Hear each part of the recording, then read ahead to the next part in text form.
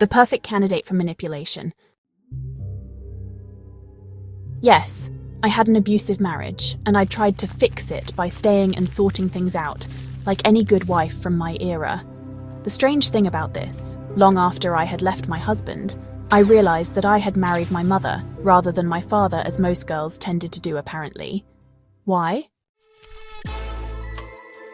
Again with the thinking and sifting through memories, and after quite some time it dawned on me that she and her treatment of me throughout childhood was what I was used to and expected for my life. I was already downtrodden in spirit, and so marrying my husband fell right into my comfort zone. Plus, my nature to be helpful and willing certainly put a sign on my forehead for would-be narcissists. Hell's bells. The only reason I'm talking about my experience is not to say, hey, look at me, I'm a victim too, or a survivor, or whatever it is that we become after the fact. No, it's because it came into my awareness that we are not the only ones in this situation.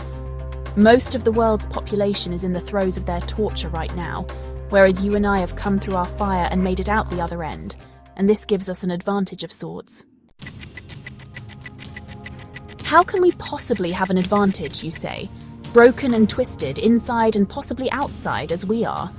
Because you know all the triggers, the signs of gaslighting, and even though you fell for it before, you are all the wiser and can smell a rat a mile off. You know their ways and can turn it back on them by being uncontrollable.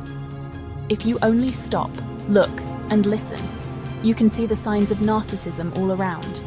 This is where taking a stance in your own life is vital. You've been brought as low as you can go, which makes you sum everything up before you open your mouth. Fear of judgment. This struggle to trust allows you to step back and suss out situations, especially the vibe, with a much more discerning eye. This superpower, I'm not exaggerating, is our hard-earned gift from all those years of subservience and fear. Breaking news. On the other hand, people who don't question their circumstances remain complacent and easily manipulated. Just realize that you have skills now, whether you are aware of them or not. You were weak and diminished at the time, but in truth it was a training ground of the toughest sort for opening up your consciousness to the greater picture. It had to be tough. Otherwise, you would have remained and become mindless like so many others.